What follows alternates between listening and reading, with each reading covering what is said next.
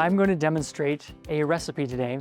And the first thing we do whenever we start cooking anything is what chefs call mise en place, which means everything in its place. And that's what we have laid out here. Before you start cooking a recipe, you want to make sure you have reviewed it, and then make sure that you have all the ingredients or substitutions if you don't have the ingredients that are listed, and that you have all your utensils, measuring utensils, knives, cutting boards, and then you want everything to be in a place where you can reach it so that you're not running back and forth to the cupboard and wasting time. With this preparation, just a few minutes of preparation will save you a ton of time as you're making the dish. We're today going to prepare a stir fry. This highlights a few things. Flavoring food, it highlights some key culinary techniques, including stir frying, as well as cutting, slicing, chopping, and mincing. And we'll talk about some of the medical things as we go along in this recipe. So the first thing we're going to do is make the sauce. And so in our small bowl here, we're going to mix together some ingredients. The first thing we're going to do is put some liquid aminos in here. So liquid aminos are extracts from a coconut. This is from tree sap. I think nectar is another source of coconut aminos. And we're going to start by putting a half a cup of coconut aminos in our sauce. This is a 1/4 cup. We're going to do 2 of these. Coconut aminos are a lower sodium alternative to soy sauce. A little sweeter, much less sodium. So there are 270 milligrams of sodium in a serving compared to 400 to 700 milligrams or more in a serving of soy sauce, even low sodium soy sauce. So now that we have the base here, the liquid aminos, we're going to balance flavors. We have kind of the savory. Now we're going to balance it with a little bit of honey.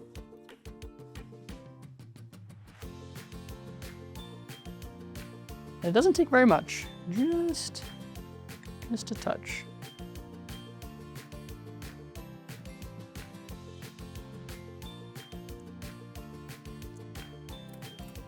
And then juice from a lime. There you have something acidic. So have something savory or salty, the liquid aminos, something sweet, the honey, and then adding an acidic ingredient. Those are the components to a good sauce. This is a chef's knife. The proper way to hold a knife is actually what's called the pinch grip.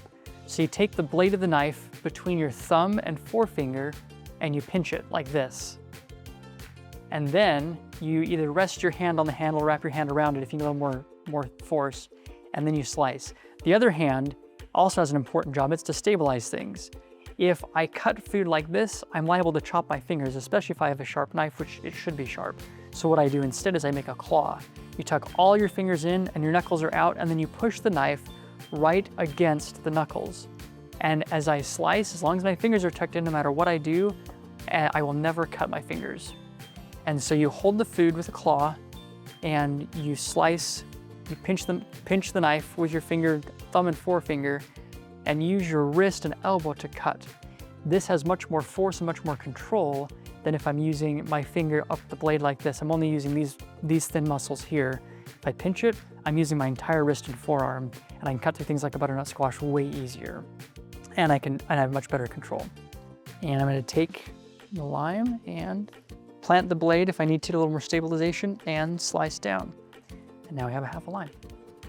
So I'm gonna take the lime, and it calls for about a tablespoon. We'll see, maybe a little bit, I may be a little more generous. So squeeze the lime juice. Another trick too, if you can't get a lot of juice out of a lime, you don't need to buy an expensive lime squeezer or citrus juicer. All you need is a fork. And you take the fork and you just roll the lime around the fork and it gets all the juice out. See how much more juice is coming out now. Okay, so now we have our sauce. I'm also going to add, this is optional, I'm gonna add a little Sriracha to make it a little spicy, because I like it. Just a dash. The next thing we're going to do is press the tofu. So here we have a block of tofu. You wanna use firm. Extra firm it's a little too firm to absorb as much flavor. So firm is the firmest I typically go for. And you can set it down and put a heavy skillet on it and sit there and let it slowly drain. Or you can just take the towel and wrap it up and just squeeze it gently. So you're not crushing it, but just squeezing and absorbing the water out of the tofu. We do this so that it absorbs the liquid and the flavors from the sauce, and so that it crisps up a little bit better. Otherwise it's soggy and it just steams and it's kind of like, in Japan, in Okinawa, that blue zone, some of them eat tofu 3 times a day, like people in Italy eat bread, eat a ton of tofu. And it is associated with one of the foods associated with living to be 100. And I would recommend organic tofu. Okay, so now I have my squeezed block of tofu, and I'm going to slice the tofu. I'm gonna slice this in half again, pinch grip, claw, boom. I'm gonna set this to the side, and then we're gonna cut this into cubes. One of the keys to making any successful dish is cutting things in even sizes. I wanna make my squares actually fairly large. So there, I'm gonna flip it on its side. Again, my fingers are tucked in, plant the knife, rock with my blade, and out it comes. Now I have sticks. Turn it sideways again. And tofu is a legume, is a rich source of calcium, protein, fiber, a full complement of amino acids, and is associated, as with all legumes, with lower cholesterol and improved blood pressure control, improved blood sugar control, and lower risk for certain cancers, especially colon cancer. I'm gonna take half of my sauce and pour half of the sauce over the tofu and reserve the other half for a little bit later. And we're gonna take this and make sure it's all nice and mixed. And then the secret ingredient is the cornstarch. And sprinkle the cornstarch on the tofu. And then, again, just kind of mix it all up. And the cornstarch will allow it to crisp up. Now we're going to let the tofu sit and marinate. That's the other key to making tofu taste good, is it absorbs any flavors that it attaches to. It's fairly neutral, and so that is going to be some flavorful tofu. Now we have all the flavors for the tofu. Now we're going to bring in the vegetables. We're going to start chopping. We're going to pause halfway through, start cooking the tofu, and then we'll keep chopping. Let's start with probably the easiest thing to chop, and that is a zucchini. So we're going to chop the stem off the zucchini, and then the other thing is, this is pretty roly-poly. We want to create what's called a stabilizing cut.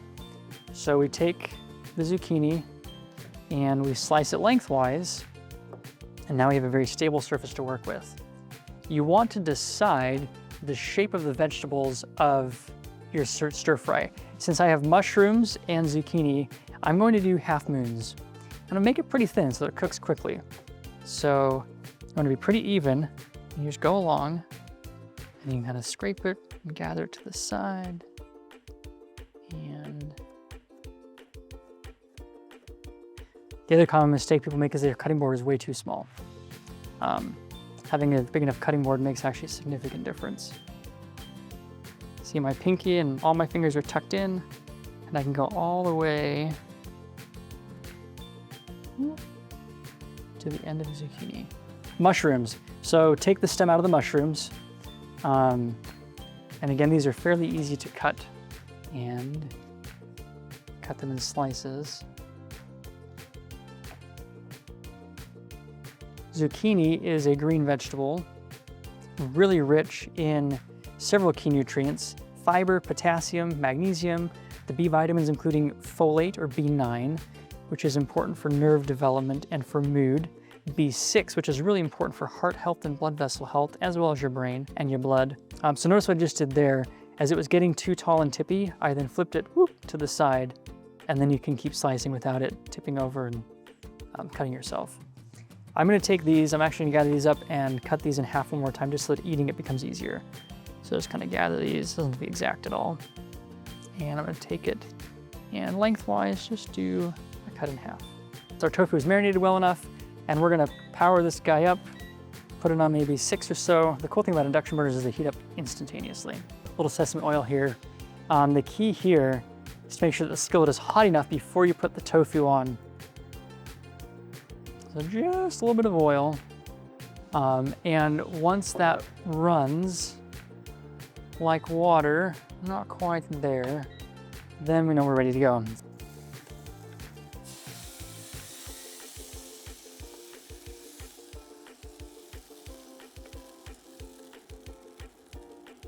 While our tofu is cooking, we'll do garlic.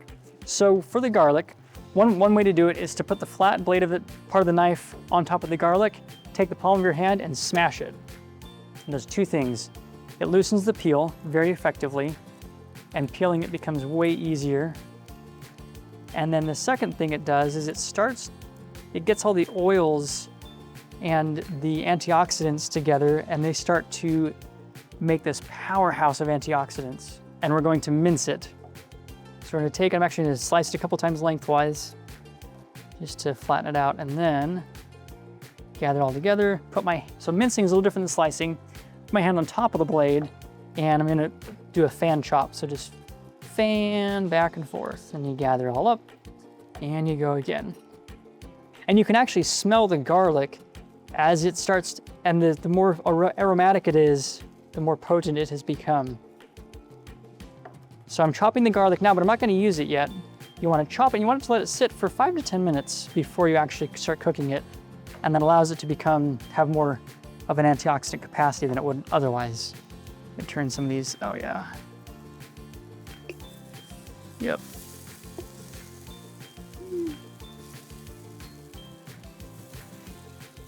So what we want is to have all the tofu, let me turn that off for a second,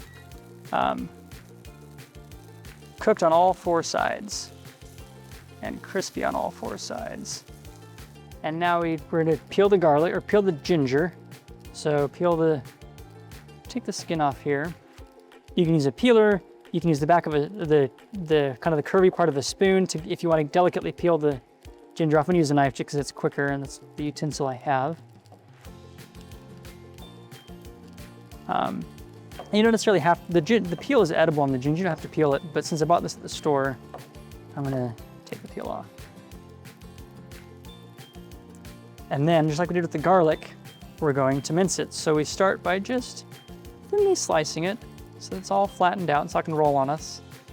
And then, again, I'm pinching my knife and smelling the tofu. And then we're just gonna fan chop it,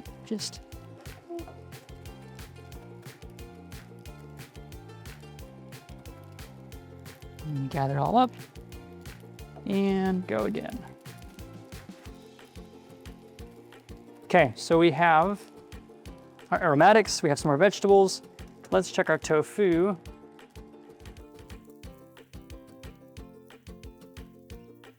There we go, that's the crispy brown we're looking for. You got too much of the sticky sauce in some of the spots, but it's all right.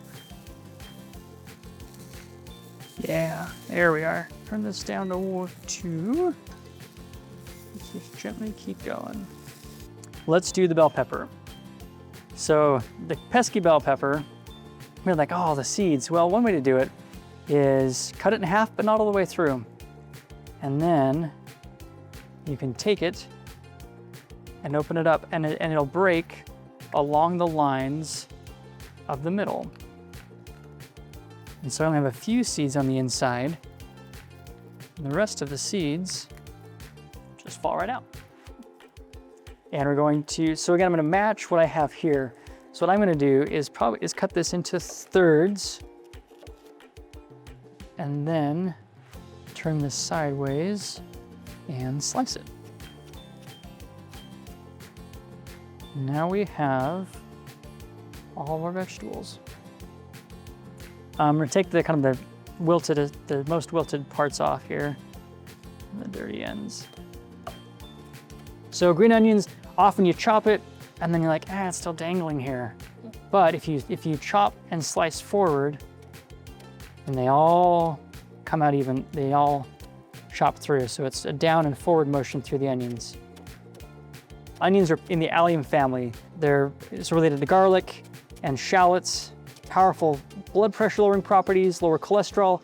Even by themselves, they significantly lower cholesterol and blood pressure. And in combination with a dietary pattern like the Mediterranean diet or a whole food plant-based diet, really reduce your risk for heart disease. And they have potent anti-cancer properties. there's some compounds in garlic and onions that will offset the heterocyclic that come when you cook meat at high temperatures. So if you eat a hamburger, eat it with onions. Okay, some of our tofu is ready. We're gonna take some of this off, let some keep cooking, and turn the rest of these pieces. And that has been crisped up and warmed through and cooked. And we'll take this off the skillet. A little more burn on there than I expected. So we're just a little bit of water or vinegar. We'll get rid of kind of the burnt pieces. In the middle here. A little more because it's no longer as well seasoned. So now that we have everything ready, like I said a minute ago, everything in its place, this is gonna go super fast. I'll put it all together. So here's the garlic and ginger. Within a few seconds, we're gonna start to smell it, and then we're gonna add our bell pepper. So let's talk about bell peppers for a moment. They are a red or a yellow or a green vegetable, depending on both the variety and how ripe they are. So green are unripe bell peppers. Red bell peppers are ripe bell peppers, or orange are ripe. And they go through kind of this progression. That's why red are more expensive. So you can smell that garlic and ginger cooking quite nicely. We're gonna add, just around the perimeter to get this cooking, add the bell pepper. So the bell peppers of the vegetables here is gonna be the one that takes the longest. It's the firmest and the hardiest vegetable. So we're putting that in first. And we're gonna do this in order of like descending softness. So we got the aromatics here, bell peppers here. Again, this dish is gonna be very high in potassium, very high in magnesium, has a decent amount of iron, has actually a lot of calcium from the tofu. Okay, these look, see how they're starting to brown a little bit. Now we're ready to mix these together. So we're gonna mix these in, and we're going to actually add zucchini.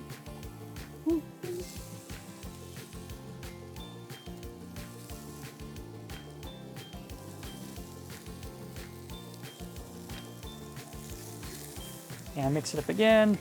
The other key here, when making anything, like with the tofu, you don't want to continually stir it. Once you have kind of a layer, we're let it sit and cook for a moment.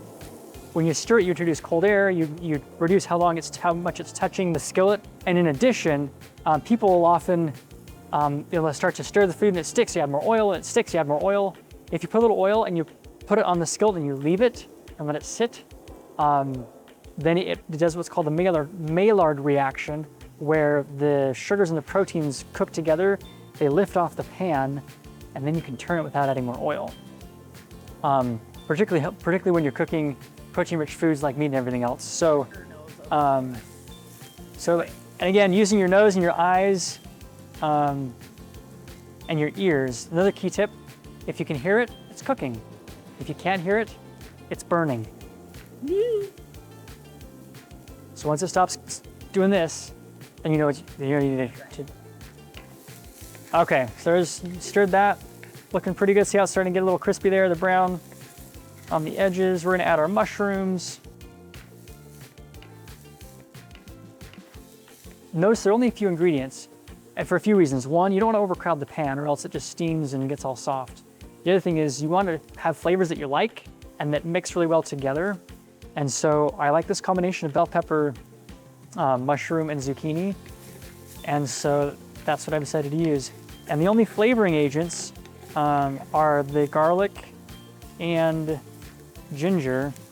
And now I'm at a point where I'm going to add the rest of the sauce and let this thicken up and steam for just a moment.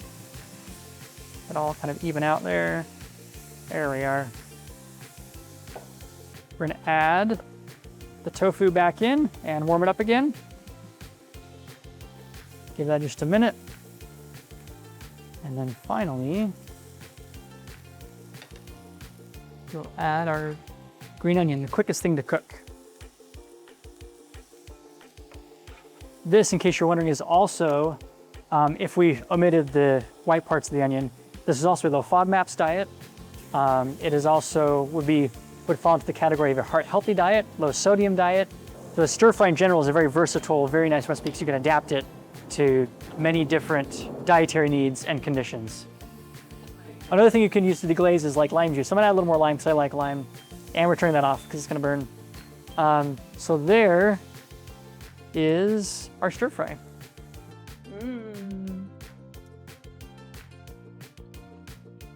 It's good.